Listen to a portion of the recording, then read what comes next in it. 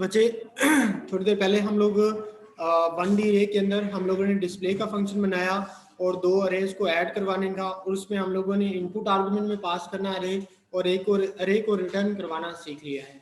अब अरे के साथ दूसरी फंक्शनैलिटीज देख लेते हैं कि अरे के हर एलिमेंट का फैक्टोरियल लेना है। सपोज करें क्या करना है, अरे के हर एलिमेंट का फैक्टोरियल लेना है। अब एक तो तरीकाकार ये है कि आप इस 1D अरे के अंदर फैक्टोरियल का कोड लिख लें। इस 1D अरे के अंदर क्या करें, फैक्टोरियल का कोड लिख लें, फिर उसके बाद उस कोड को क्या करें, उस फंक्शन के अंदर यूटिलाइज कर लें। सपोज मैं यहाँ पे क्या करता हूँ, पब्लिक टाइप का, या मैं पब्लिक नहीं रखता, इस फंक्शन को प्राइवेट रख लेता हूँ, क्योंकि मैंने 1D अरे से रेलिवेंट जो फैक्टोरियल है वो मैंने बाहर नहीं एक्सेस करना, तो मैं इसको प्राइवेट रखते हुए डबल वैल्यूज रिटर्न करवाऊंगा फैक्टोरियल का कोड, और उसमें मैं क्या पास करूंगा, नंबर पास करेंगे या अरे पास करेंगे, अरे नंबर पास कर लेते हैं। इसने उसका क्या करना है, एक नंबर का फैक्टोरियल लेना है, या आप लोगों को पता होगा, मैं इसको एक्सप्लेन नहीं करूंगा। फ्रॉम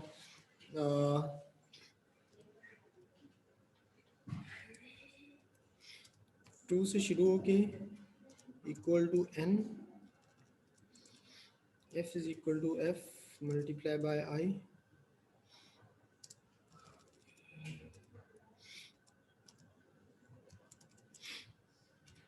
ठीक है, यही कोड है फैक्टोरियल का।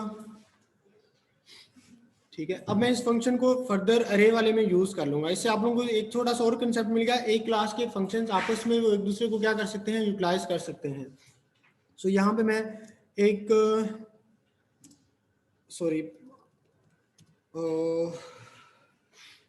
पब्लिक फंक्शन बना लेते हैं, वॉइड टाइप का बना लेते हैं, और साथ इसका नाम रख लेते हैं, फैक्ट अरे का नाम रख लेते हैं। ठीक है, यानी कि वो अरे पास करेंगे, उनके तमाम वैल्यूज़ का ये क्या करेगा, फैक्टोरियल लेगा। सो यहाँ पे इंटीजर टाइप की एक अरे आ जाएगी, उसका नाम हम लोग x रख लेते हैं। ठीक है, नाउ x की हर वैल्यू के लिए मुझे यानी कि यहाँ पे एक लूप यूज़ करनी है, x 0 से लेके कहाँ तक, x डॉट लेंथ तक जाना है। तो ये लूप क्या करेगी, x की हर वैल्यू को चेंज करेगी, यानी कि पहले x की पहली वैल्यू का फैक्टोरियल लेगी, फिर उसके बाद x की दूसरी वैल्यू का। तो यहाँ पे मैं आके क्या काम करता हूँ, फैक्टोरियल का कोड, लेकिन फैक्टोरियल यहाँ पे ये प्राइवेट फंक्शन है, लेकिन विद इन द क्लास है, तो हम लोग यूज कर सकते हैं। आउटसाइड द क्लास उसको यूज नहीं कर सकेंगे। विद इन द क्लास हम लोग दूसरा फंक्शन उसको यूज कर सकता है। सो फैक्टोरियल, यहाँ पे मैं नंबर पास करूंगा, तो नंबर कौन सा है, 105। ठीक है, और इसका आंसर मुझे किस में स्टोर करवाना है, डबल टाइप के वेरिएबल में, डबल f कह लें इज इक्वल टू, और साथ में इसके आंसर को क्या करता हूँ, स्क्रीन पे प्रिंट करवा लेता हूँ, कंसोल डॉट राइट लाइन, और इसमें हम लोग क्या करते हैं, सॉरी मैं चेक कर लूँ रिकॉर्डिंग हो रही है कि नहीं, हाँ जी हो रही है।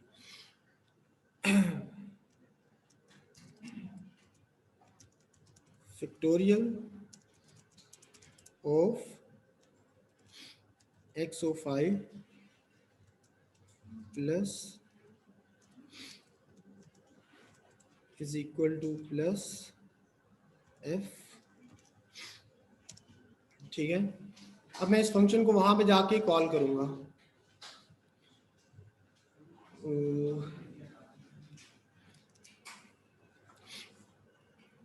ओडी डॉट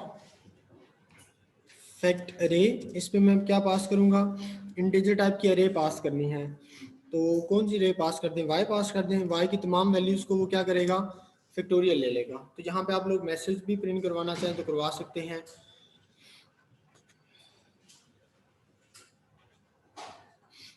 सो मुझे यहाँ पे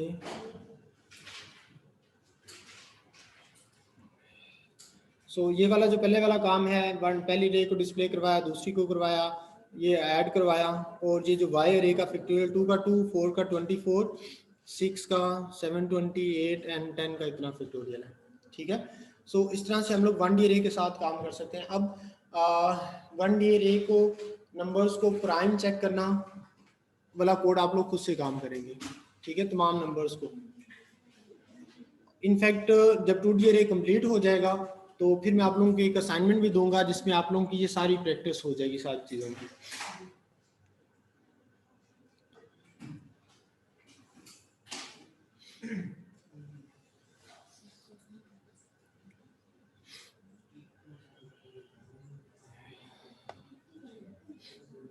सो 1D अरे से रेलिवेंट आप लोगों के जिन में कोई काम हो?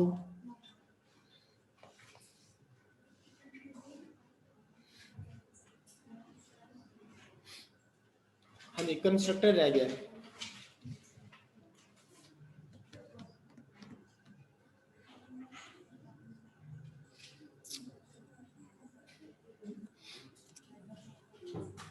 सो बच्चे हम लोगों ने फंक्शन से रेलिवेंट देख लिया काम। अब हम लोग इसको कंस्ट्रक्टर के जरिए काम करेंगे। कंस्ट्रक्टर बेसिकली किसी क्लास का क्या चीज़ होती है? हर क्लास का एक बाय डिफॉल्ट कंस्ट्रक्टर होता है खाली इनपुट आर्गुमेंट के साथ। जैसा आपने मेन क्लास के अंदर देखा, हमने इसका ऑब्जेक्ट बनाया तो आगे न्यू करके 1D अरे और आगे खाली ब्रैकेट पास कर दी थी। तो वो सब खाली इनपुट आर्गुमेंट्स वाला कंस्ट्रक्टर हर क्लास का एग्जिस्ट करता है। आप जब अपनी मर्जी का खाली इनपुट खाली एक कंस्ट्रक्टर बना देंगे तो जो खाली इनपुट आर्गुमेंट वाला बाय डिफॉल्ट एग्जिस्ट करता है वो नलिफाइड हो जाएगा, वो खत्म हो जाएगा। ठीक है। सो इस यहाँ पे जैसे हम लोग कोई कंस्ट्रक्टर अपनी मर्जी का बनाएंगे। अब कंस्ट्रक्टर बनाते क्यों हैं? हम लोग कंस्ट्रक्टर इस वजह से बनाते हैं ताकि हम लोग उस क्लास के इंटरनल वेरिएबल्स को इनिशियलाइज करवा सकें। इंटरनल वेरिएबल्स को क्या कर सकें? इनिशियलाइज करवा सकें। सो वो हम लोग किस तरह से कर सकते हैं? सपोज करें ये 1D रे है तो यहाँ पे मैं एक रे डिक्लेयर करवाता हूँ ए। अब मैं इसको साइज नहीं दूंगा, मुझे नहीं पता जिससे मैंने इसको इनिशियलाइज करवाना है उसका साइज कितना है। ठीक है, मैं अपने कोड को जेनेरिक रखूंगा। Similarly second array b. अब मैं यहाँ पे कंस्ट्रक्टर बना सकता हूँ। अब मैं सपोज करें कि मुझे अगर मैं कोई अपनी मर्जी का कंस्ट्रक्टर बनाऊंगा, अपनी मर्जी का कंस्ट्रक्टर बनाऊंगा तो जो खाली आर्गुमेंट वाला है वो खत्म हो जाएगा। तो देखिए मैंने मेन के अंदर खाली आर्गुमेंट वाला कंस्ट्रक्टर कॉल किया तो वहां पे एरर देना शुरू हो जाएगा। जैसे हम लोग प्रैक्टिस के मैं भी करता हूँ यहाँ पे। सपोज करें कि अब कंस्ट्रक्टर होता क्या है, जिस तरह से फंक्शन डिफाइन करते हैं वैसे ही डिफाइन होता है, लेकिन इसकी रिटर्न टाइप नहीं होती। लेकिन इसकी जैसे यहाँ पे आपके पास वॉइड है या आपने इंटीजर अरे रखा या डबल वैल्यू रखी तो यहाँ पे इसकी हम लोग रिटर्न टाइप नहीं लिखते, लेकिन उसके साथ पब्लिक या प्राइवेट जरूर लिखते हैं। जो इसका नेम होता है वो क्लास नेम के साथ ही होता है, यानी कि इसका नाम डिफरेंट नहीं होता।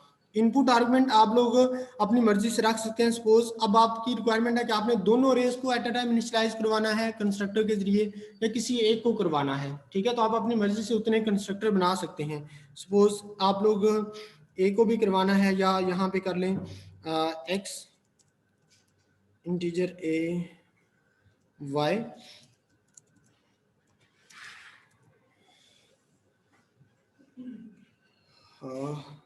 Is equal to x b is equal to y. तो ये ऑटोमेटिकली उनको मेमोरी एलोकेट भी कर देगा और उनको इनिशियलाइज भी करवा देगा एक्स और वाई के साथ। बट लेट्स सी कि वो ये काम करता है कि नहीं करता।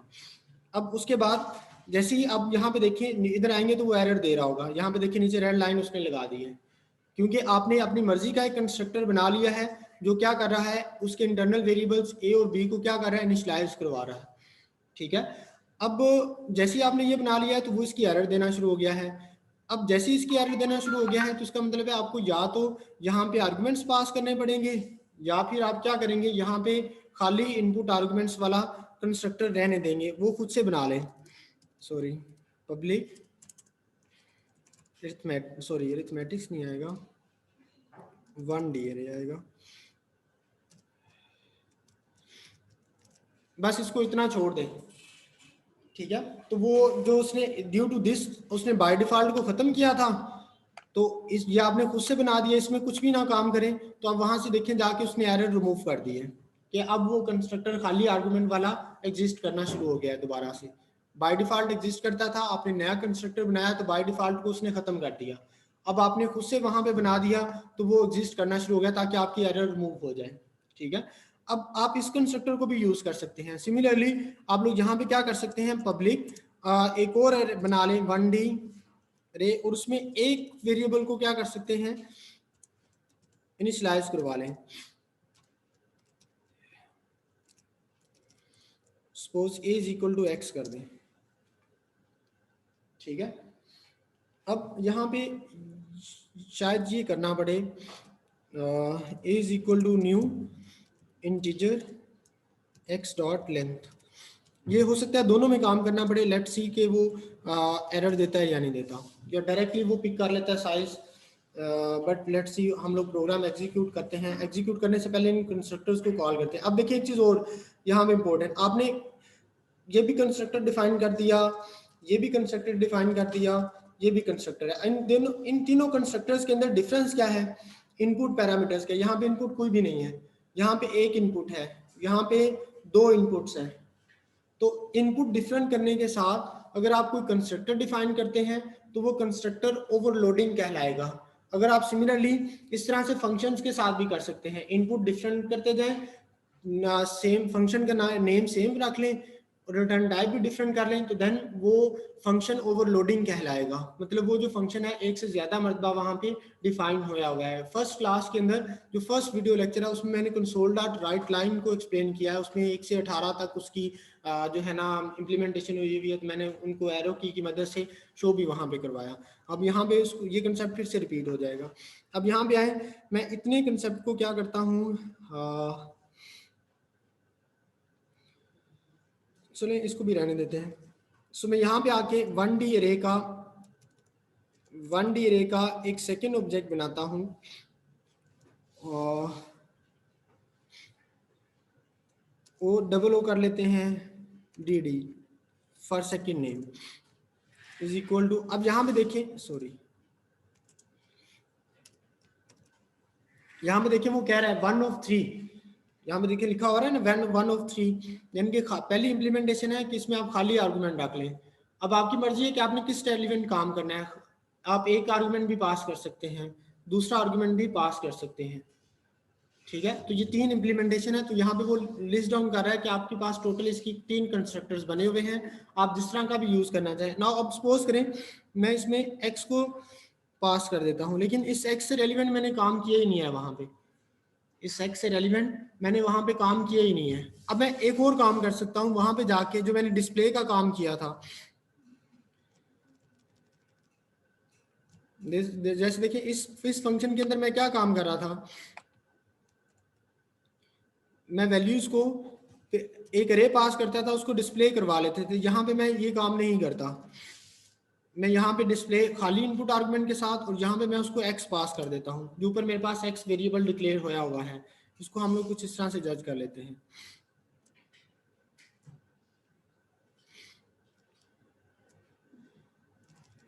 सॉरी a डिफाइन है, x नहीं है।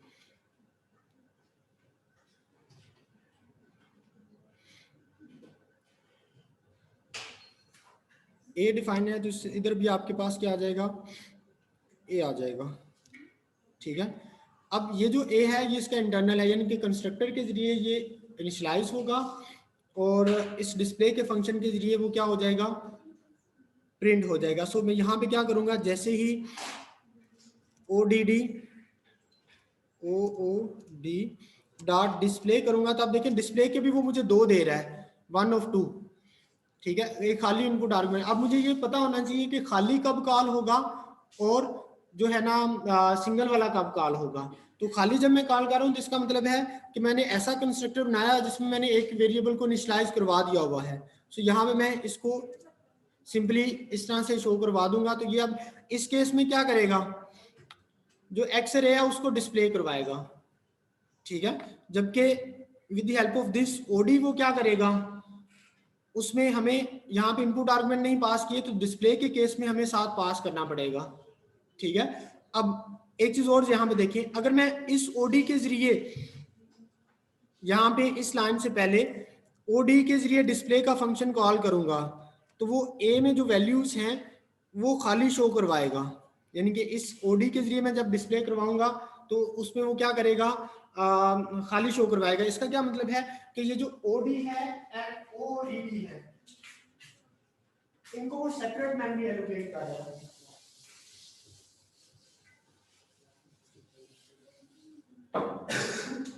ये जो ओडी है इसको उसने सेपरेट मेमोरी एलोकेट की है, इसमें ए भी है, इसमें बी भी है, वो अरे टाइप के हैं, ठीक है। सिमिलरली मैं जो सेकंड वेरिएबल है उसको सेपरेटली मेमोरी एलोकेट कर रहा है, देखिए उसकी न्यू मेमोरी है, उसकी अपनी मेमोरी है, इस वेरिएबल की अपनी मेमोरी है। तो इस वेरिएबल के जरिए ए और बी को सेपरेट मेमोरी मिलेगी और यहाँ पे ए और बी को फिर से सेपरेट मेमोरी मिलेगी। तो जो इसके जरिए आप फंक्शंस कॉल करेंगे उनकी फंक्शनैलिटी इस मेमोरी लोकेशन के ऊपर होगी। इसके जरिए फंक्शंस कॉल करेंगे उन फंक्शंस की जो फंक्शनैलिटी होगी वो यहाँ पे चेंजिंग करेगी, ठीक है। एक ही क्लास है, उसके दो वेरिएबल डिफाइन किए हैं। क्वेश्चन कुछ इस तरह से है कि आपकी क्लास B7 है, ठीक है, उसमें हर एक फंक्शन है, हर एक वेरिएबल है, उसके साथ जो भी फंक्शनैलिटी परफॉर्म होती है उसका इफेक्ट दूसरे के ऊपर नहीं होता, ठीक है। दूसरी क्लास के या सेम क्लास के किसी दूसरे बंदे के साथ असर नहीं होता, वो इफेक्ट नहीं होता। सो हर एक ही क्लास के दोनों जो है वो एक ही क्लास के वेरिएबल्स हैं जिसका नाम क्या है 1D एरे है।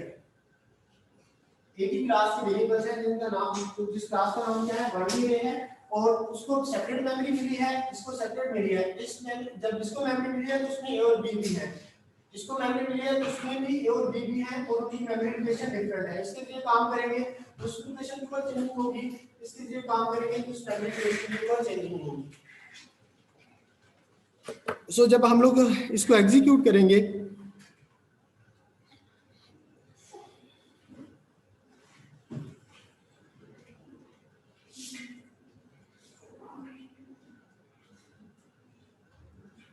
ओके, इनकी ना मेमोरी लोकेशंस डिफाइन करनी पड़ेंगी।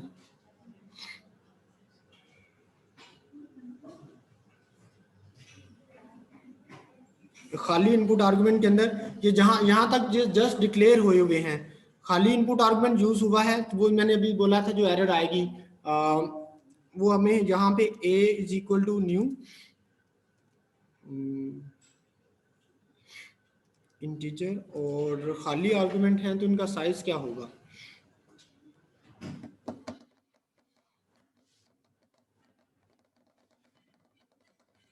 सपोज में यहाँ पे 5 पास कर देता हूं।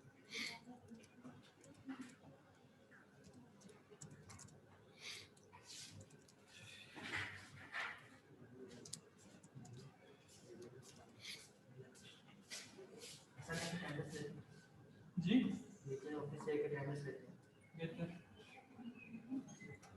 सो बच्चे आप देखें शुरू में यहाँ पे 0 0 आंसर आ रहा है, फिर उसके बाद 1 2 3 4 आ रहा है। उसकी वजह क्या है, ये जो 0 0 जो आ रहा है, सॉरी 4 0 5 जीरोस पहले हैं, फिर ये जो 0 है वो दूसरे की वजह से है। मैं जो चीज़ समझाना चाह रहा हूँ, अगर आप लोग गौर करें तो यहाँ पे program.cs के अंदर आके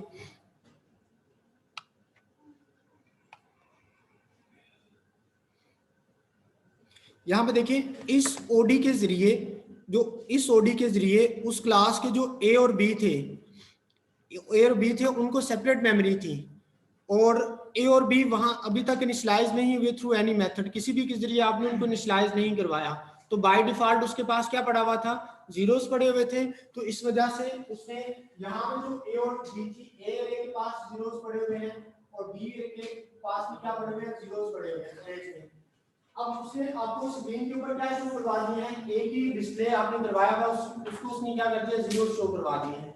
जबकि आप लोग जब ODD के जरिए उसको डिस्प्ले करवा रहे हैं तो ODD के जरिए वो एक्स रे के साथ इनिशियलाइज हो गया था, ठीक है। तो एक्स रे की जो वैल्यूज ए के पास गई होंगी और ए को उसने डिस्प्ले करवाया, तो यहाँ पे ए के पास उनके इनिशियलाइज हो चुका था, किसके साथ शुरू हुआ था 1 2 3 0 सॉरी 0 1 2 3 4 के साथ इनिशियलाइज हुआ, तो वो वैल्यूज उसने यहाँ पे देखें प्रिंट करवा दी हुई है।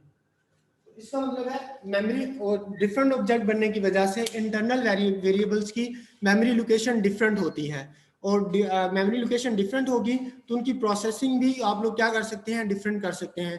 सो अगेन हर क्लास के एक से ज़्यादा आप लोग अपनी मर्जी से ऑब्जेक्ट बना सकते हैं और वो जो ऑब्जेक्ट होंगे उनके कंस्ट्रक्टर बिहाइंड भी डिफरेंट हो सकते हैं। सो जब आप लोग इसकी प्रैक्टिस करेंगे तो आप लोगों को मजीद समझ आ जाएगी।